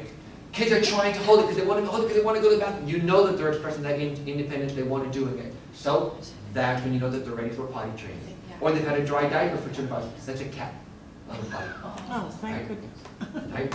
If we can do a cat to go potty, we can show kids how to do it. Right? Showing independence at doing various things, they can pull their pants up and down. All right? It's hard when you're trying to do potty training and you're putting them in overalls. So good. Think about it. Onesies. All right? Right? Kids are going to try to verbalize to they want to do it, or they're showing embarrassment because they've had an action. Obviously, these children are ready to be working with potty training. They're showing interest in sitting on the potty, right? But you have to work. If you're saying, okay, at school we're going to do it, but at home mom and dad are still putting them down, they're not even trying. That's very conflicting to a child. So if you're seeing a school that they're ready, talk to the parents. Get involved in this. I know for me, I'm not a big one on the pull-ups for 2 reasons. One, to take off a pull-up, you can tear it. But to put it on, you have to completely destroy their bottom half. Right? Versus a diaper, they can keep the pants down along their knees and get them changed. And 2, they're also more expensive. When parents are looking at, money, they are more expensive to do the pull-ups. I still prefer the diapers. So our parents, I can teach on the same page, yes? Go for it. Now's the time to start. Go get a potty seat. Talk to the kids about using it. Don't say, well, now we're going to go wee-wee. Remember, make sure you put your pee-pee in, right? Be clear in some of this stuff. A little boys tell them, you need to push your penis down so the pee goes down in. Use the correct terminology here, right? Let's not fuddle around with any of this. Let's be clear to it. Get into the big boy, big girl under the training pants. Keeping track of things. Parents aren't realizing most kids are fairly regular, right? So if you're aware that usually somewhere through nap time, they're having an accident with their diapers, have them go try to go potty before you lay them down for a nap. But you need to clue parents in on this. They're not going to be doing it on their own. I remember one family told them, get the timers. Every half hour, you have to go sit in the potty. Oh no, the timer's too expensive. $4 for a timer. How much are diapers? Yeah. Right? What do you call that? Laziness. Thank you. Easy colors to remove when it's time. Don't do the overalls, all right? Both of you sit on the potty. Doesn't mean, now at school you can't do this if you're clothed and you're sitting on the potty and the child is sitting on the little potty seat. That's fine, there's nothing wrong with that. At home, parents can do it any way they want to. But at school, if you're doing that, and your teachers know, your directors know you can do that, not a problem. Don't worry about that. Right? Have books or small toys to read, ready for the long wait. My son was having a hard time. He's not going to like this. He's not won't gonna see tell. it. He's not going to see it. My son is having a hard time with the potty training. And so I like some of the books by Eric Carle. And so I was reading The Very Quiet Cricket. If you're familiar with the book, he keeps in different animals, he tries to rub his wings together, and he tries, but nothing happened. So when I'm reading the book to him, I said, and he tries, Mason, try to push. So I said, and he tried, so we're both going, After 4 or 5 times reading the book, we had success. So now he liked to have that book with him when he went to go potty. But of course, that book that I have at the end, when you open up, there's a battery in it, and it chirps. So he liked to read the book. So that was one way that we had the books there for him. All right? I still have the book. It takes patience, folks. Sometimes you can do games. For little boys, throw the ping pong ball in there and say, okay, try to hit the ping pong ball. All right? Throw Cheerios in, try to sink the Cheerios. Take your toilet paper, make a target on it, put it right down in the water, see if they can hit the target. Little girls, it's a little more difficult. Like you can't do the target thing. But I believe there's a dye you can put in the water that they don't see, but when they actually urinate, it changes color. Cool. All right? So that's what but there are different books you can go through to find little games and things like that. But you need to give them reassurance. You sit them on the potties, they're probably not going to do it that first time or second time or third time. It's very rare that they start doing it right away. It takes that time and reassurance. There are going to be accidents. Patience, folks, right? You guys all have that. Remind your parents of it, so they're not yelling and screaming at their children to go sit on the potty and go potty. That doesn't help anyone, all right? Remind them and yourselves that they will get it, all right? But look ahead. It's those parents who are rushing to get things done, and now they're at Target, and now you just had an accident. Okay, how long were you gone? Did you bring spares? Did you try to have them go before? Halfway through your shopping trip, did you take them? All these stores now have the family ones where you can bring them in. So, come on folks, you need to have some planning on all of this stuff. Encourage them to be a big boy, big girl, but you have to be the big boy and big girl and plan ahead too. Bowel movements are hard, try the bran muffins. Mineral oil helps lubricate their intestines. More water in the diet, the fruits. Right? Encourage them going to the potty. Tell them, you know what, Papa's going to go to the potty, let's you go to the potty too. Now, my son is 16, my daughter's 13, they're like, Dad, you don't have to keep saying potty to us. Tell me a little bit more about the mineral. How do you do that? Mineral oil, because sometimes the bowel movements are dry. Right. How do you give it to? Spoonful. Spoons. Give a spoonful. Spoonful of sugar makes the medicine go down. Spoonful of mineral oil. My daughter, when we did, she take it right like that. And it just helped her have her bowel movements because children are all different. The size of their intestines, their bowel movements, especially if they're holding on to it, it starts to get a little compacted back there. And so that mineral oil helps go through. But if you're doing that with the child in your program, you need to get permission first. Right? Where do you buy that? Like, where's that in a store? Walmart. What's the purpose? Where's that? In the pharmacy area. In pharmacy. It says mineral oil. That's a mineral. And usually 1 tablespoon of that, a pediatrician will recommend it too. For a child We who's have having a one hard little time. girl who takes the Miralax every single day, but she doesn't eat fruit. How about some bran cereal? All she Bran eats, muffins? she told me coffee cakes. Okay, you can throw some Every bran day. in those coffee cakes. I mean, you know, make a nice bran muffin with chocolate chips. Kids will love those. And there you go, you get your brain going through, right? I saw her on the internet. I saw a little urinal for a boy. Really? Yes. Okay. And I'm like, well, now, you don't have a urinal in your house. And yeah. And so why would you do that? I mean, I know that when they go to a store and stuff, that's what they see, but. Yeah, sorry, because at some point that urinal can be obsolete in your home. It's like, Yes. okay, sorry. Right. So I think it's confusing them too. And this would be hard at your program, but parents can do this at home depending upon where they live. Is sometimes in the summertime, let the kids go outside naked. Yes. And they need to go pee, they'll go, if you need to go pee, that's okay, just go pee in the corner. So now they know they have to go pee, they get to go pee in the corner. Or if they need to go, I get to go pee in the corner, right? Because now it's like, well, I get to do something fun like this, and like, wait a minute, I knew I needed to go pee. So they're starting to get those feelings of what's going on. Some people let them go outside, you know, I mean, if at grandma's house, if you got to pee, well, pee. Yep. But don't do this. I know some people, some parents who let their kids have naked time in the house. So if they needed to go, they just went in the house, on the rug. Oh, yeah, no, I don't think so. Oh, come on, no. I'm not And the exaggerating. parents were good with that? I'm Is that not what you're saying? exaggerating. Yes, What's the matter with people? They didn't go in the house, they were renting it. Starting too soon is an exercise in futility. Right?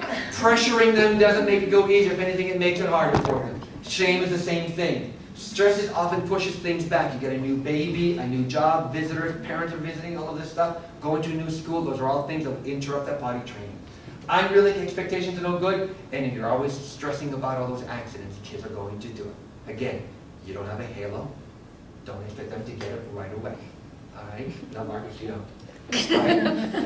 Check with the pediatrician also. I like that one. All right? Especially if there's blood in the stool or the pee. Very all right? Consistently painful urinations, constipation, still wet diapers during the day at age 4, or strange smelly smells from the urine.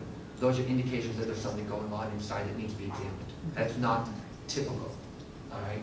That actually does look like an But don't shame them. Don't have them go through and wash the bed sheets because they had an accident. Don't battle with them. Don't compare your child to another child. Well, Susie was potty trained.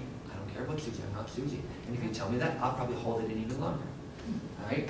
Don't blame yourself for them. It's nothing you can do about it, other than you're trying to push it too hard. Then it is your fault. Don't punish them. Don't push. Don't get angry. Don't punish them for the accidents. But do encourage it. Do talk to them. Do model with them. Do reassure them. Be patient with them. Show them love and acceptance. All right? Be careful with rewards. All right? And give it time. Some kids, though, when they've made that bowel movement and there's nobody there, Oh, no. it goes all over the place. Oh, my God. Playing with food. Right? For some kids, they don't realize that that's a negative. Look, I just went to poop. Mommy's going to be so pleased. Here, let me go show it to her. All right? And so they walk out, literally, they take it out of the potty, and take it to go show mommy or daddy. All right? So you got to be aware of this. So if you're having a child doing potty training, please be with them. All right? Of course, you've got all those little charts that you can use with them. All right? And if they do things consistently, they get little rewards with them. You can find all these things on the internet. You can make it into what not come out, but it's the same thing. You get all these little charts to work with. Right? Then you have this problem. Yep. All right? It happens. It's going to happen. Again, it takes patience, takes time, takes reassurance again. Some continue until they're 8 years or older. Some kids will continue into their teens. There's a lot of different reasons for it. Some of it is fear of the dark. I don't want to get up at nighttime. Some of it is insecurity. By peeing in the bed, they've got that warm feeling in their bed to make them feel nice and warm. Just Right? for a few minutes. Attention getting, yep, but for them it's things. Some of it is attention getting. Mommy did not give me my candy bar, I'm going to show her. All right? Some of them are heavy sleepers. They just don't wake up for it. Too much liquids at night. How many of the parents give their kids a big glass of milk at snack time before going to bed? It has to go someplace. Or they didn't go potty before. Or they're having nightmares. And the nightmare scares them, and they don't want to get out of bed. So there's lots of reasons for it. There's not a problem showing concern to your child. Right? You work on the solutions together. Realize for some of them, it's out of their control. And I'll honestly, I was a bedwetter until I was 8. It was not anything that I was trying to get my mom going, right? And we weren't out to get her. I had the fear of the dark, because I didn't want to get out of bed. Persisting, check with the pediatrician. You don't want to shame them, right? They're already thinking, if they're 8 years old and they're still having bedwetting problems, because realize they can't have sleepovers. They can't have people come into theirs. They can't go to sleepovers at somebody else's house. All right? So they're already feeling bad enough about this. Work with them. You will get through it. Once you've got that mastered, something else will happen, folks. You know that. All right? Excessive fearfulness and or avoidant behavior. I'm going to go through this, folks, because it's already almost 8 o'clock, and I do want to get through this. I did that again. Somebody get it? We'll keep going. Everybody has fears. Right? Someone's loud noises, someone's dogs are catch fire, heights, darks, politicians, death, losing their jobs. Everybody has fears. I gotta throw some humor in there, folks. Right? Most kids grow out of them, and then new fears replace the old ones. Some kids, they get over being scared of the monsters, now they're afraid of not being liked at school. They're afraid of the dark, now they're afraid of being alone. Thunderstorm, now they're afraid of cancer, because you hear about it so much. I'm not kidding. Some kids now, 8 years old, are afraid they're going to get cancer. All right? Because they hear it on the news so much. All right? Excessive fears are different. Sometimes those fears transform into phobias. And again, a lot of those are just irrational. So help them deal with that excessive fearfulness. Try to find out what it is, and if possible, what started the fear. My son is afraid of dogs because my in-laws had a big dog, and one time Mason was going around it, and the dog like barked and sniped at him, and it scared him at 4 years old. So he's got that fear. I was going out to work on the roof, and I made mention of it. Okay, I'm not comfortable with this. I have a fear of heights. The next day, my son said, I have a fear of heights. So the other children will catch things very quickly. Don't dismiss the fear, but don't overhype it either. Talk about it calmly, deal with it rationally, be supportive. If they've got a fear, they don't want you telling them, oh, be a big boy, oh, grow up. That won't help them any. Once the fear is understood, try to explain how the fear can be overcome. That might be a good enough for buddying. Don't force them into a fearful situation. That does not help them. A child that fears spiders, you put spiders on their bed, that's not helping them. Right? Some fearfulness will never come into play. Alumiophobia, fear of garlic. Do you guys have that? Right? Gametophobia, exaggerated fear of being married. Actually, that's a pretty good one. Right? So some fears will never come into play, others will. Steps to deal with them. Objectively talk about them. Sometimes once the person actually says what that fear is and they realize it, and they've actually said it and they hear it, it's like, yeah, you're right, that is kind of foolish. Right? And it'll diminish in its capacity, right? Let them know you're with them and help them through it. But set limits on what you will allow. If the child at home and the child is afraid of spiders, and they see a spider and they start throwing things at the spider and glasses and bowls and everything, you don't like the spiders, come get me, come. Set limits on what you will allow. Clarify the fear they're talking about. Put into perspective how to deal with that fear. If they have a fear of dogs, show them dogs in different pictures. Show them some dog movies. You're driving around, you show point up dogs, you're taking them for a walk. See how these dogs? So you work with them. Fearful of spiders, unless you're a fly or a ladybug or anything, there's nothing to worry about. But that still doesn't mean you can get over it. Now, if you're in a place where there are poisonous spiders, that's different. My wife and daughter both have fears of spiders. I have to be very careful. When there's a spider, I'm the superhero. Right? Some want to avoid fears at all costs. The story is the woman got hit by crossing a street. She said she's never going to get hit again. So she lives in a 1 square block. So she never had to cross the street. The rest of her life is 1 square block. So she never would cross the street again. Wow. Right? You want to be careful on that. If able, try to expose them to their fear in small steps. Show them some videos, true stories, right? My mom, when I was a kid, she said she has a fear of water. She guess who got a fear of water. Right? I was at 27 years old before I learned how to swim, right? You have to be careful. Kids pick things up very quickly. We were talking about germs about 20 years ago. One little boy, we were talking about germs, and this little boy, that's all he needed. He now became a germaphobe. Every 15 minutes, he needed to go wash his hands, home or at school. For him, that's all the catalyst he needed for it. It took months to get him to overcome it. All right? So we have to be careful that we're not talking about our own fears, because kids will pick it up very quickly if they're receptive to it. Practice the breathing techniques with the older kids. Calm down. It's okay. We're going to look at you. Take a deep breath. All right? Try to calm them down. All right? Hugs might be necessary. Hand on the shoulder. Be careful, of course, because of all the fears about the hugs and all of this stuff. You know what? If you get to know your parents and your parents get to know you, don't have to be worried that child, oh, teacher gave me a hug today when we saw the spider. All right? So just be aware of that. Keep in contact with other staff and parents about what's going on. Don't get pulled into the fear or allow the fear to be transferred to you. Don't allow your fears as adults to overtake you, because it'll transfer over to the kids. How you react to your own fears influence how children react to yours. How many of you are afraid of spiders? Ooh, nobody. Right? Let's pretend you are afraid of spiders and you see a spider in the school and you start to scream. How's that going to help the kids? So you have to maintain some of that fear, some calm the things down. Fear of the dark. My mom was also feared of the dark. Gee, guess who got that one? Fear of the water, the germs. All right? Sometimes home and school life can contribute to the fears. All right? That's why you need to have that communication of what's going on. Keep in touch with the parents. If their fears are inhibiting a child's life, sometimes you need to contact outside help. And then you get defiant and rigid behavior. All right? Isn't that the child you want in your program? Defiance is termed as disobedient, insolence, rebelliousness, and non-cooperation. Rigid, unbending, inflexible, refusing to change, stiff and unyielding. Just what you want, right? Don't you want a bunch of those? No. Actually, you might be what they need. I wasn't like that though.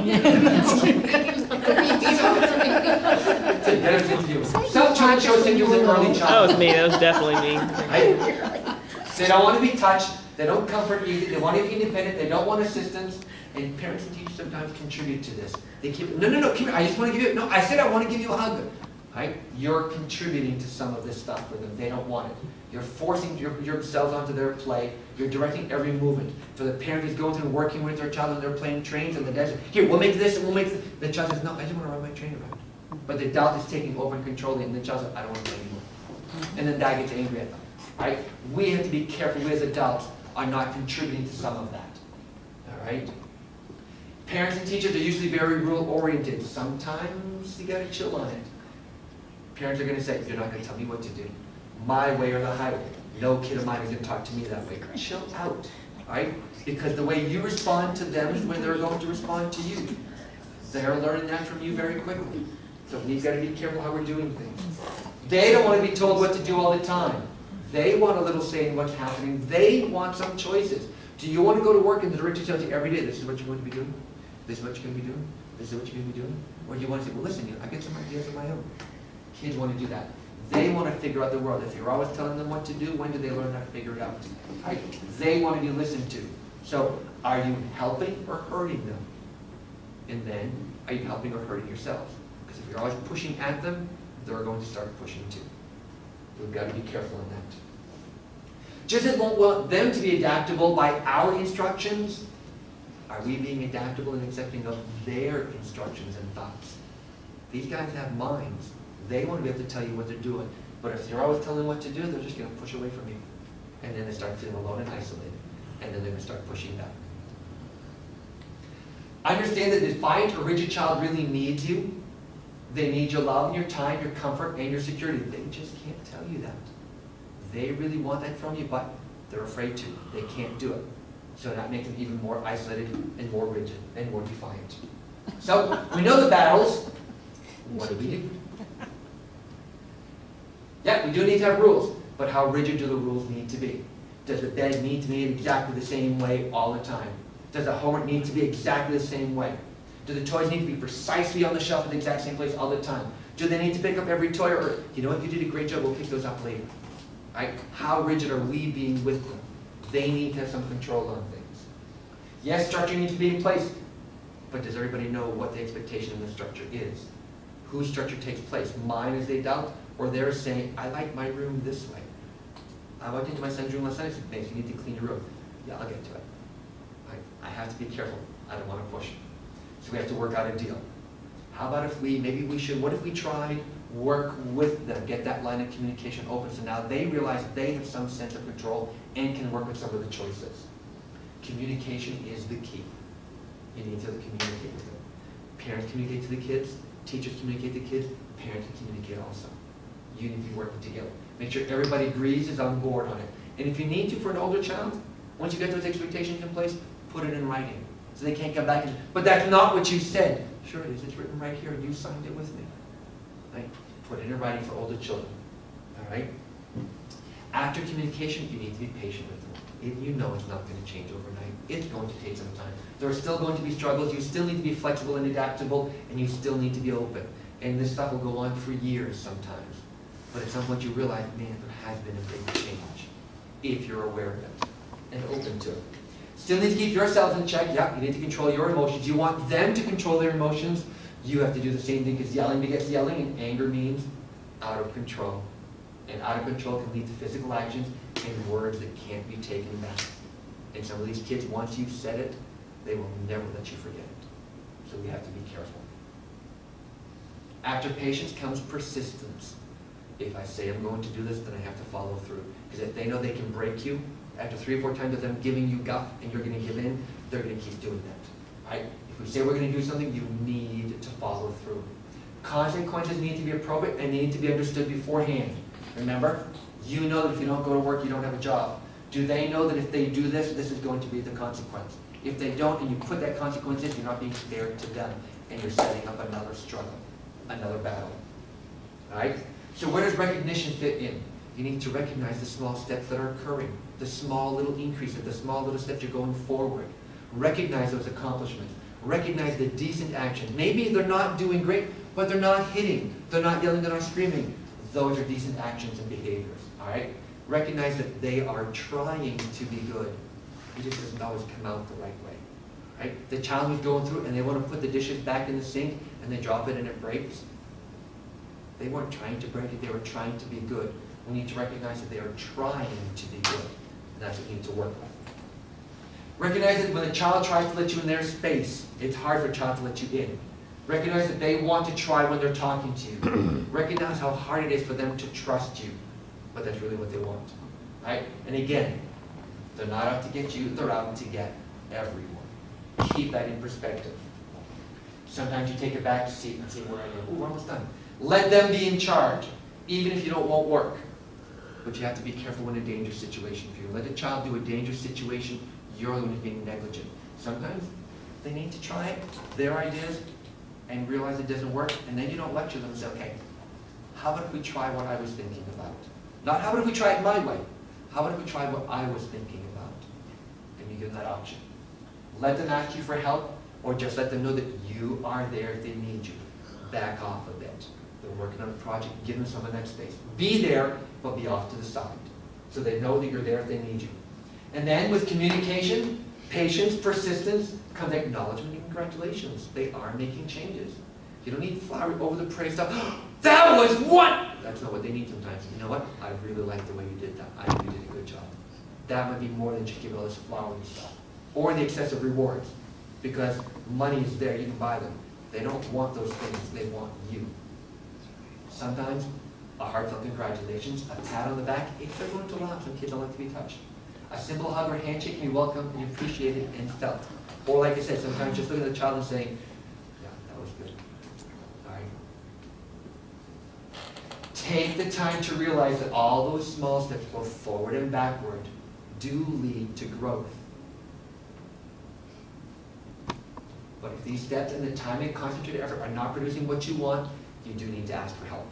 But just because you're asking for help doesn't mean that you're failures, that the parents are failures, or your program is a failure. If you could do it all, we wouldn't need all those therapists. You wouldn't be here right now. Sometimes we do need to have some of us come in, but we all have to work together. Just like we want the child to recognize what is happening to make it better, we need to recognize our own limits. And sometimes we need outside assistance to help the situation and try and keep it positive. So we're all working together. Because how can we expect them to try to work on the issues if we refuse to see that we aren't perfect? And so we all work on it because that's what we start with.